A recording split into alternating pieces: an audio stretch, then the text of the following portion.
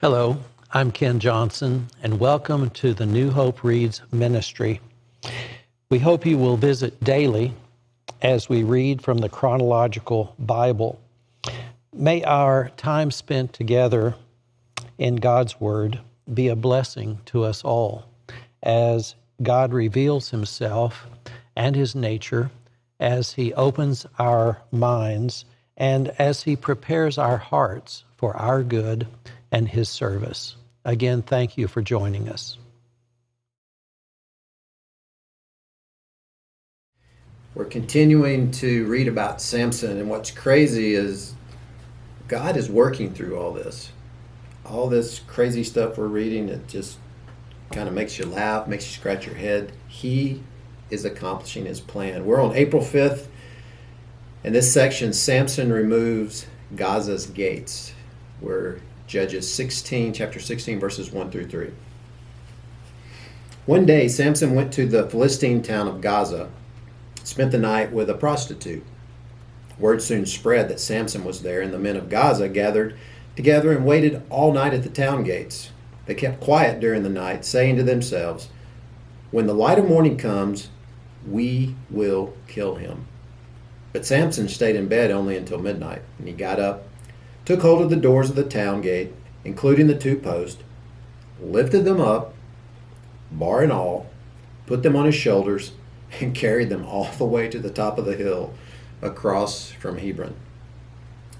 Next, famous section, Samson and Delilah. Judges 16, verses 4 through 22. Sometime later, Samson fell in love with a woman named Delilah, who lived in the valley of Sorek. The rulers of the Philistines went to her and said, "Entice Samson to tell you what makes him so strong, and how he can be overpowered and tied up securely. Then each of us will give you 1,100 pieces of silver." So Delilah said to Samson, "Please tell me what makes you so strong, and what it would take to tie you up securely." Samson replied, "If I were tied up with 7 new bowstrings that have not yet been dried, I would become as weak as anyone else." So the Philistine rulers brought Delilah 7 new bowstrings, and she tied Samson up with them. She had hidden some men in one of the inner rooms of her house, and she cried out, "Samson, the Philistines have come to capture you." But Samson snapped the bowstrings as the piece of string snaps when it's burned by a fire. So the secret of his strength was not discovered. Afterward, Delilah said to him, "You've been making fun of me and telling me lies. Now, please tell me how you can be tied up securely." Samson replied, "If I were tied up with brand new ropes that have never been used, I would become as weak as anyone else." So Delilah took new ropes and tied him up with them. The men were hiding in the inner room as before, and again Delilah cried out, "Samson, the Philistines have come to capture you." But again Samson snapped the ropes from his arms as if they were thread. Then Delilah said, "You've been making fun of me and telling me lies. Now, tell me how you can be tied up securely."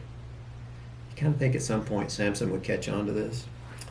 Samson replied, "If you were to weave the 7 braids of my hair into the fabric on your loom and tighten it with the loom shuttle, I would become as weak as anyone else." So while he slept, Delilah wove the 7 braids of his hair into the fabric. He must be a heavy sleeper. And then she tightened it with the loom shuttle. Again she cried out, "Samson, the Philistines have come to capture you." But Samson woke up, pulled back the loom shuttle, and yanked his hair away from the loom and the fabric. And then Delilah pouted, "How can you tell me that I love you when you don't share your secrets with me? You've made fun of me 3 times now, and you still haven't told me what makes you so strong." She tormented him with her nagging day after day until he was sick to death of it. Finally, Samson shared his strength with her. "My hair's never been cut," he confessed. For I was dedicated to God as a Nazirite from birth. If my head were shaved, my strength would leave me, and I would become as weak as anyone else." Delilah realized he had finally told her the truth, so she sent for the Philistine rulers. "Come back one more time," she said, "for he's finally told me the secret." So the Philistine rulers returned with the money in their hands. Delilah lulled Samson to sleep with his head in her lap, and she called in a man to shave off the 7 locks of his hair. In this way she began to bring him down, and his strength left him. And then she cried out, "Samson, the Philistines have come to capture you." When he woke up, he thought, "I'll do as before and shake myself free." But he didn't realize the Lord had left him. So the Philistines captured him and gouged out his eyes. They took him to Gaza, where he was bound with bronze chains and forced to grind grain in the prison. But before long, his hair began to grow back. Samson's final victory. This is Judges chapter 16, verses 23 through 31. The Philistine rulers held a great festival, offering sacrifices and praising their god, Dagon. And they said, "Our God has given us victory over our enemy Samson." And when the people saw him, they praised their God, saying, "Our God has delivered our enemy to us. The one who killed so many of us is now in our power." Half drunk by now, the people demanded, "Bring out Samson so he can amuse us." So he was brought out from the prison to amuse them, and they had him stand between the pillars supporting the roof. Samson said to the young servant who was leading him by the hand, "Place my hands against the pillars that hold up the temple. I want to rest against them." Now the temple was completely filled with people. All the Philistine rulers were there, and there were about 3,000 men and women on the roof who were watching as Samson amused them. Then Samson prayed to the Lord, "Sovereign Lord, remember me again. O God, please strengthen me just one more time. With one blow, let me pay back the Philistines for the loss of my 2 eyes." Then Samson put his hands on the 2 center pillars that held up the temple. Pushing against them with both hands, he prayed, "Let me die with the Philistines." And the temple crashed down on the Philistine rulers and all the people. So he killed more people when he died than he had during his entire lifetime. Later, his brothers and other relatives went down to get his body. They took him back home and buried him between Zorah and Eshtaol, where his father Manoah was buried. Samson had judged Israel for 20 years. Okay, we'll move on to the next section, Micah's idols. And this is Judges chapter 17, verses 1 through 13. There was a man named Micah who lived in the hill country of Ephraim. One day he said to his mother, "I heard you place a curse on the person who stole 1,100 pieces of silver 1,100 pieces of silver from you." "Well, I have the money. I was the one who took it." "The Lord bless you for admitting it," his mother replied. He returned the money to her, and she said, "I now dedicate these silver coins to the Lord in honor of my son. I will have an image carved and an idol cast." So when he returned the money to his mother, she took 200 silver coins, and gave them to a silversmith, who made them into an image and an idol. And these were placed in Micah's house. Micah set up a shrine for the idol, and he made a sacred ephod and some household idols. Then he installed one of his sons as his personal priest. In those days, Israel had no king. All the people did whatever seemed right in their own eyes. That's a very key verse as we're reading through Judges, by the way. One day, a young Levite who had been living in Bethlehem in Judah arrived in that area. He had left Bethlehem in search of another place to live, And as he traveled, he came to the hill country of Ephraim. He happened to stop at Micah's house as he was traveling through. "Where are you from?" Micah asked him. He replied, "I'm a Levite from Bethlehem in Judah, and I'm looking for a place to live." "Stay here with me," Micah said, "and you can be a father and priest to me. I will give you 10 pieces of silver a year, plus a change of clothes and your food." The Levite agreed to this, and the young man became like one of Micah's sons. So Micah installed the Levite as his personal priest, and he lived in Micah's house. "I know the Lord will bless me now," Micah said, "because I have a Levite serving as my priest." Next section, idolatry in the tribe of Dan. This is Judges chapter 18, verses 1 through 31. Now in those days Israel had no king, and the tribe of Dan was trying to find a place where they could settle, for they had not yet moved into the land assigned to them when the land was divided among the tribes of Israel. So the men of Dan chose from their clans 5 capable warriors from the towns of Zorah and Eshtaol to scout out a land for them to settle in. When these warriors arrived in the hill country of Ephraim, they came to Micah's house, spent the night there. And while at Micah's house, they recognized the young Levite's accent.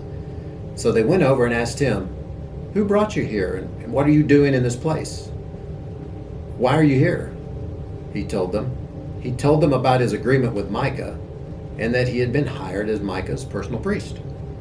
And then they said, "Well, ask God whether or not our journey will be successful." "Go in peace," the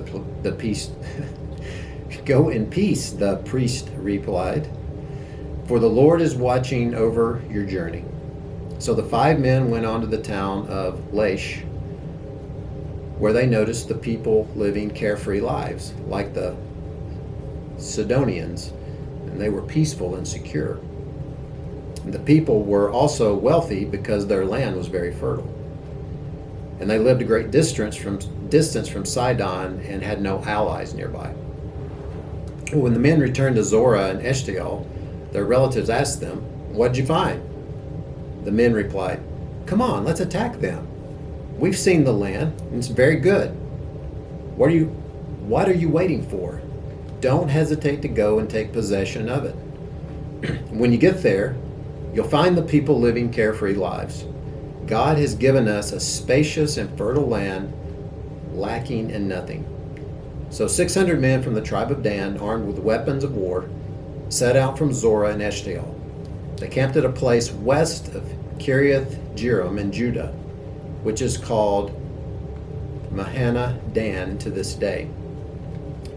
Then they went on from there into the hill country of Ephraim and came to the house of Micah.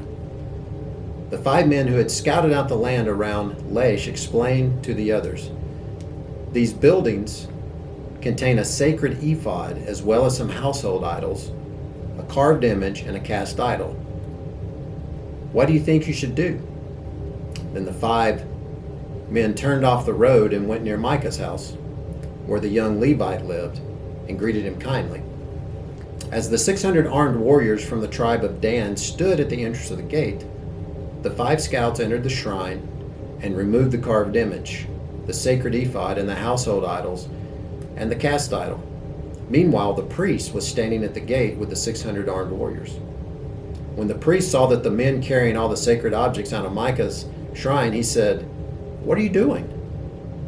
"Be quiet and come with us," they said. "Be a father and priest to all of us. Isn't it better to be a priest for an entire tribe and a clan of Israel than for the household of just one man?" The young priest was quite happy to go with them. So he took along the sacred ephod, the household idol, and the carved image. And they turned and started on their way again, placing their children, livestock, and possessions in front of them. When the people from the tribe of Dan were quite a distance from Micah's house, the people who lived near Micah came chasing after them. They were shouting as they came up from them. The men of Dan turned around and said to Micah, "What's the matter? Why have you called these men together and chased after us like this?" "What do you mean? What's the matter?" Micah replied. "You've taken away all the gods I made and my priest. I have nothing left."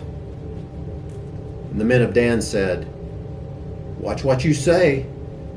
There are some short-tempered men around here who might get angry and kill you and your family."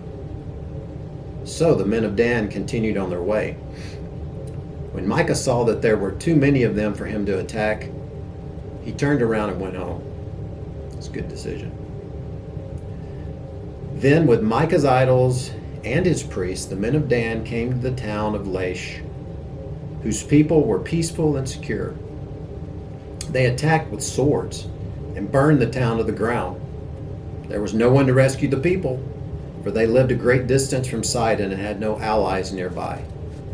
This happened in the valley near Beth Rehob. Then the people of the tribe of Dan rebuilt the town and lived there. They renamed the town Dan after their ancestor, Israel's son, but it had originally been called Laish. Then they set up the carved image, and they appointed Jonathan, son of Gershon, son of Moses, as their priest. This family continued as priest for the tribe of Dan until the exile. So Micah's carved image was worshipped by the tribe of Dan as long as the tabernacle of God remained in Shiloh. Hi there, and welcome to New Hope Reads. I'm Mark Ruff, and we are delighted that you've joined us to share in the reading of God's Word. It's very important that we share this together and be in God's Word daily. And by the way, we'd like to invite you to join us here at New Hope Church of Christ anytime you get a chance.